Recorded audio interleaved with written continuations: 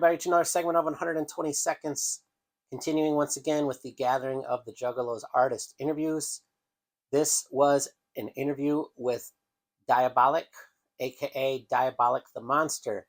Now, he did not play the gathering, but he is an artist that's been around for a long, long time in the Wicked Underground. I happen to think he's super fucking talented. And, I had met him once or twice before, but this is the first time we've actually sat down and had a real face-to-face discussion, and ended up spending quite a bit of time with him there at the gathering. So, amazing sit-down as far as I'm concerned. If this is your first time watching one of these interviews this time around, I will apologize now for the audio issues.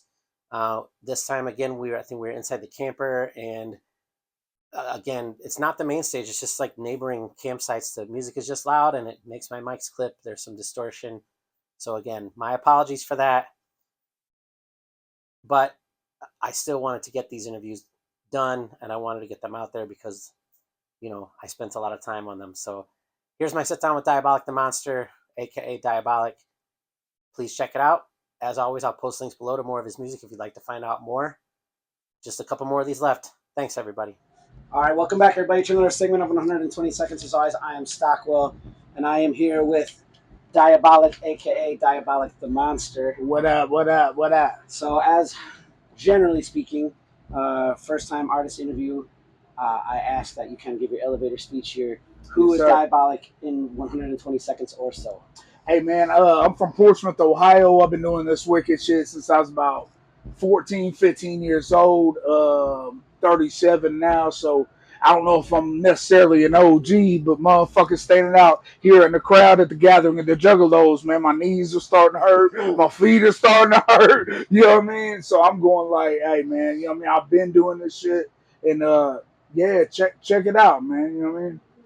All right, I'll echo your sentiment. Yes, I've never had to take a nap at the gathering in my life, and today I took a nap. Yeah, I slept for a good hour at least. And I feel just as fucking tired. Yeah, man. Straight power, boy. This one is kicking my ass for some reason. Yeah, absolutely. I think it's the 44 in me. I'm saying, man. Yeah, absolutely. All right. So, I know you're a former member of AXE, and I'm not going to get into that whole mess. Okay. But outside of The Trunk, which I think is the track that probably everybody knows. Yeah. Is there more like AXE audio with Dieabolik that maybe people don't know? Oh yeah, there's plenty, man. There's a lot of old school archive type stuff. You know what I mean? Like, and then I was also on Psycho Volume 1 and some stuff outside of there. You know what I mean? But we're all from the same area, and also since then, a lot of things have happened, and good, bad, whatever. Right. But we're talking now, okay, and we are in the talks of also doing, whether it's not with AXE or you know what I mean, like Super Famous or SON, like there's the talks of all that going around. So thankfully, those kinds of things are going to be going down soon. Okay, good. And to touch on everything I've been fucking blabbering about all week, I'm happy to see people working through things and trying to be united and stuff. Absolutely, so finally, I'm not going to get too far into it, but right, absolutely, step in the right direction, even at the smallest. I don't care, smallest level, smallest person, whatever. Yeah. If we can start realizing that that's how we solve problems as men or absolutely just as people, then maybe. Yeah, absolutely. Maybe, I agree 1,000%. So. Yeah. All right, so let's talk a little bit about Sick Gang with Don Arias. Okay. I literally just put down Sick Gang with Don Arias with a question mark, but really it's that I met him in St. Louis at a random ass show. He's not even from there, but apparently, I think he might be in the area now. Yeah, I'm not gonna put his shit out there. Yeah, but I looked and I was like, why are you here? Yeah, And actually, what I did is I took a picture of him and I sent it to class I'm friends with, and I was like, hey, is this Don Arias? Why would he be in St. Louis? You know what I mean? It's kind of that. And it was him, and so we chopped it up a little bit. But I'll just start with like, wow, we can make it simpler. When did Sick Gang start? Sick Gang started, I want to say like 2019, 2020, somewhere around that late? It was, but like at the beginning it was just me and Don Arias. Which please check out Don Arias, man. Whenever y'all get a chance to, he's one of the most talented artists. You know what I'm saying? The whole underground is how I feel, and that's one of the reasons why I was like, hey man, is there any way you want to do something together? Blah blah blah. Okay. Because I look at them like, you know what I mean. I ain't trying to say like I'm on a certain tier, but I'm saying I witness and hear other people that I feel like I can be like, man, you know what, we can make something beautiful together, and that's one of them guys, man. Okay. All right. So I mean, I honestly I thought it went back further. It, I don't know why I'm thinking that, but it could have, but like I okay. feel like that was the time that Okay. it really took off. Okay. Like yeah. And then you know we'll get into Diabolik solo, but I just one more Yeah. last kind of group question. Yeah, And absolutely. it's what do you have other group projects that I'm either unaware of or just forgetting or anything? Right. So right now I got Underlords going on. That's me and Ritual of Ether. Yeah, that's why. Okay. And he's another one of those guys where I was like, you know what, man, regardless of what this dude does, blah, blah, my whole focus is like, let's make beautiful music because that's the shit that's going to stay around for years and years and years and years. You know what I mean? Like, my kids are going to be able to grow up and be like, all right, this is what lasted. Not about how people felt or how people did this or how, but is the music dope or not? You know what I mean? And that's the kind of shit that's going to stick around. So I'm grateful to be working with Ritual of Ether because he's a talented ass dude, bro. And correct me, but he does a lot of the production side as well, right? Oh yeah, that's what I thought. Production, mixing, all that. Like yeah, he's super talented, man. He's one of those guys. I don't know him. I've never met him. I mean, I know who he is, right? Yeah, absolutely. I don't know that much about him. I've never met him. So yeah, absolutely, man. All right, so you know, we could touch on your solo stuff, which I know goes back. Yeah. For real, what, 02? Yeah, easily. Okay. 02, 03, yeah. Because I remember, you know, I remember hearing your name. I'm thinking like, about, 02, 03, like when I first absolutely, man, yeah. So we'll start with kind of the newer stuff, and it's the series of albums with the scribble cases. Yes. Okay, so it's what is it? Gases, Ashes, and Monster. Yeah, them three together, yes, sir. And that will coincide with maybe the next question, so I'll let it be unless you answer it here. Okay. But let's just start with what kind of motivation for the three album covers being the same? I mean, they're linked, right? Essentially, right? You can kind of expand on that a little bit. Right. Well, the way I feel about it is like at that point in my life, man, everything was kind of haywire. Everything was kind of go, create something. Let's put something out. Let's, you know what I mean? Let's motivate. Let's do those kind of things. And I didn't really have a certain direction that I wanted to go in, man. So it was more or less like, you know what? Even if this shit looks messy, even if this shit don't look as planned as we want it to be, at least we're putting out the most, you know what I mean, like banger type, motivational type, those kinds of tracks that we could work on in a 3-album series. So that's kind of where we're at. I'm leaving that at Monster, and I say we because I got a lot of people working on it with me. So yeah, absolutely. So yeah, it's a solo album, but there's so many people working with me. Shout out to Brain Dead, and shout out to the family that has you know, helped me do all these things. But that's pretty much it. It's just kind of wild and all over the place.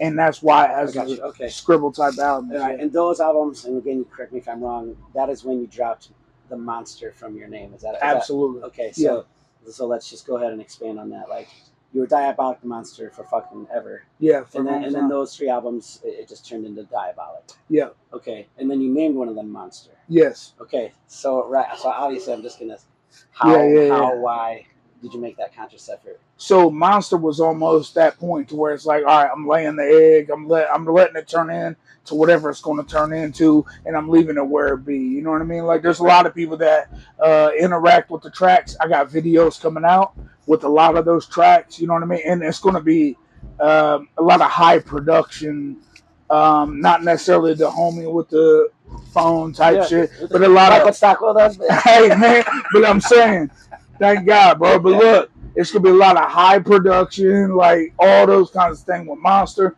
and you know what I mean. It's going out with a bang type shit. And Stockwell, you do a damn good job, bro.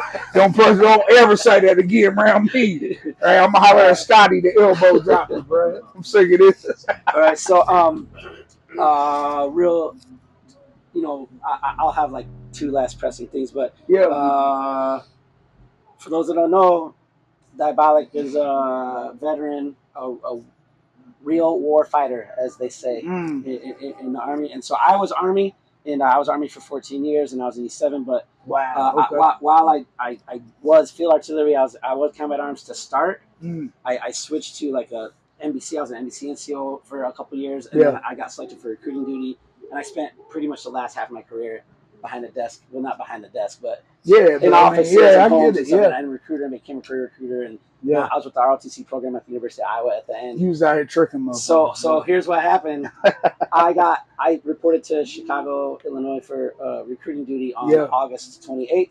Yeah. And 9/11 happened 2 weeks later. Oh wow. So there was a short term there where I got mobbed with a reserve NP unit through a long ass story that I'm not going to get into here. But I never did any overseas time, and I'm just fine with that for the record. No, absolutely. But I also I just fucking feel like mentioning it because it's important to me, and so maybe to some of the people there. So you were 11 Bravo.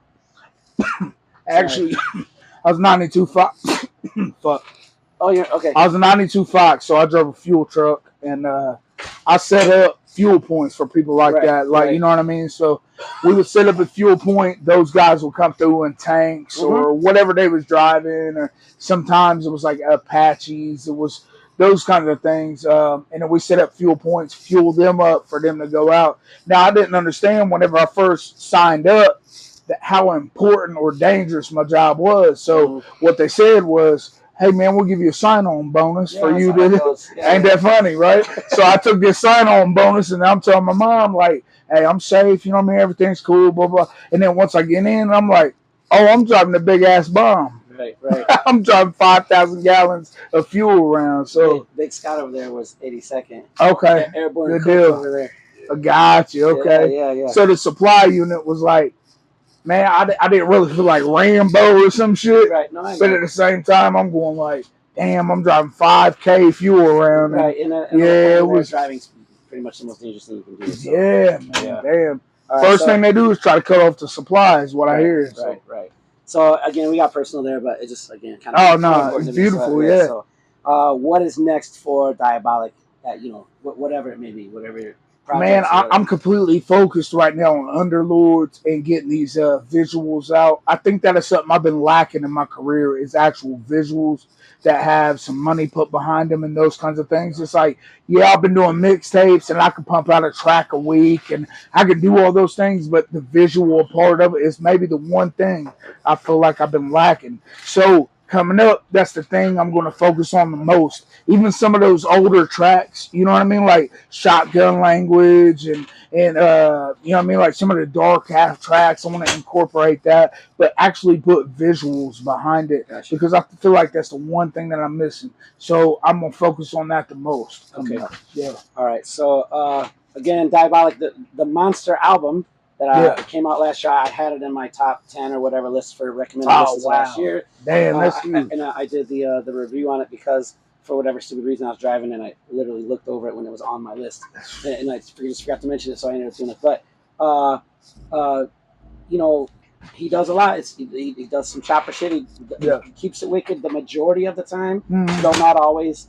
Right. It's, he, again, kind of beginning of your career, definitely we're chopping more. Yeah. And then I don't want to say straight away from it because you still go back to it occasionally, but maybe more of a lyrical take on things there for a short while, right? And then now I would say it's kind of limitless, like you kind of expand. That's exactly it, man. Yeah. So everybody should check them out. All right, everybody.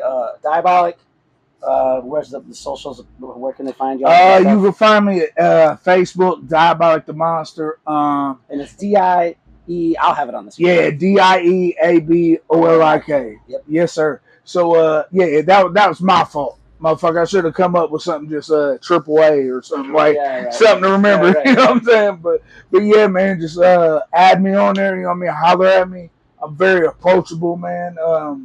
And then if you or somebody else you know what I mean, wants to get a feature or just work together, very affordable. I came up looking at legends and shit and going like, man, I would love to do a fucking song with these guys. And I had a few bless me for mad cheap. You know what I mean? Like Insane Poetry was one of them whenever I was probably 16 years old. He was like, yeah, I'll do a track with your budget. I'm like, man, I'm broke. And he's like, hey, can you throw me $50?